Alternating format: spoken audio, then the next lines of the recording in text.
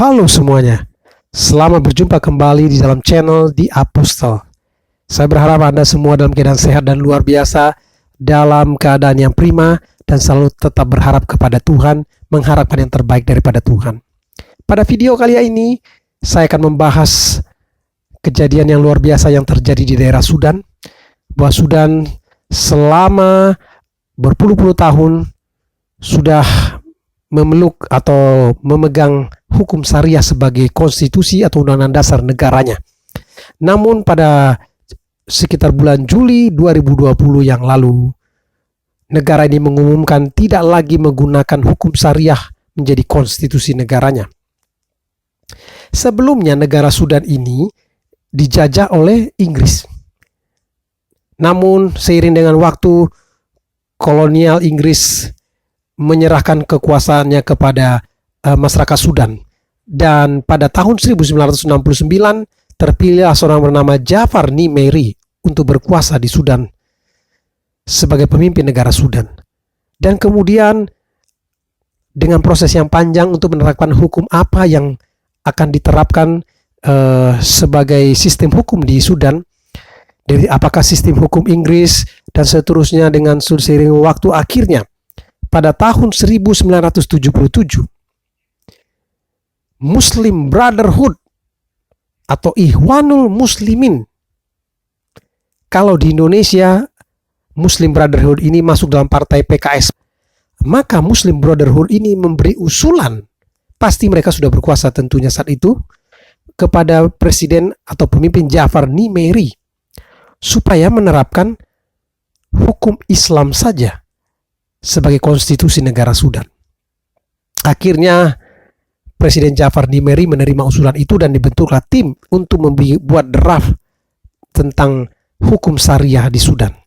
Dan pada tahun 1983 draft hukum syariah itu selesai dan kemudian diresmikan berlaku untuk seluruh wilayah. Kemudian Jafar Nimeri dikudeta oleh tentara, oleh jenderalnya yang bernama Omar Hassan al-Bashir. Dan kemudian Omar Hassan al-Bashir berkuasa sejak tahun 1989. Penerapan syariah law atau hukum syariah ini semakin kuat di zaman Omar Hassan al-Bashir. Pada tahun 1991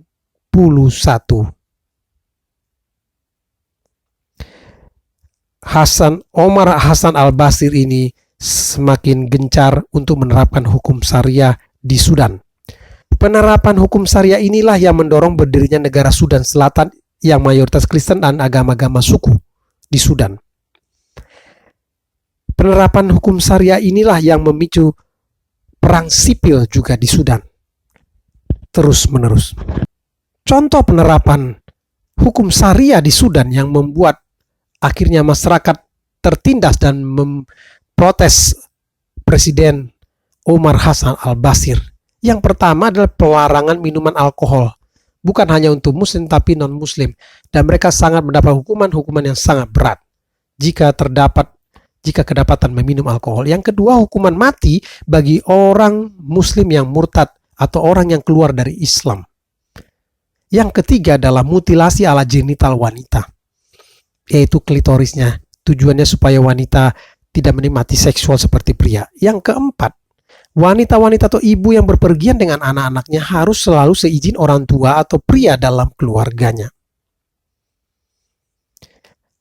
Oleh karena masyarakat yang tertindas selama berpuluh-puluh tahun,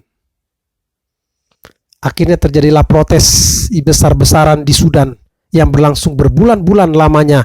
Masyarakat turun ke jalan memprotes Presiden Omar Hassan al-Bashir untuk turun dari kekuasaannya, untuk lengser dari jabatannya yang telah berkuasa selama 30 tahun atau 3 dekade. Dan akhirnya Presiden Omar Hassan al-Bashir berhasil dilengserkan. Selama tenggang waktu tidak ada kepemimpinan tersebut. Akhirnya masyarakat Sudan memilih seorang Perdana Menteri yang baru, yaitu Abdallah Hamdok, sebagai pengganti Presiden Omar Hassan al-Bashir yang diktator. Dalam kepemimpinan Perdana Menteri Abdallah Hamdok ini terdapat angin segar, yaitu dengan tanda tanganinya kesepakatan dengan kaum pemberontak bahwa tidak ada lagi kesatuan agama dan negara. Jadi kata lain, dengan tanda tangannya kesepakatan itu, maka Sudan memisahkan agama dan negara. Hukum syariah Islam hanya berlaku untuk masyarakat Muslim dan bukan untuk agama non-Muslim, dan juga bukan mengatur negara Sudan. Berita terbarunya adalah bahwa negara Sudan akan pro kepada demokrasi. Bagaimana dengan di Indonesia? Bagaimana dengan kabar Ikhwanul Muslimin Indonesia yang masuk dalam partai PKS dan masyarakat Muslim radikal lainnya yang menginginkan negara syariah Indonesia? Kiranya video ini menjadi pelajaran buat kita semua betapa masyarakat Sudan tertindas. Perbedaan masyarakat di Sudan, keberagaman masyarakat di Sudan tertindas, kemanusiaan masyarakat di Sudan tertindas akibat penerapan hukum syariah di Sudan. Kiranya video ini menjadi berkat buat kita semua, membuka wawasan kita untuk berpikir secara sehat. Terima kasih atas perhatiannya. Tuhan Yesus memberkati.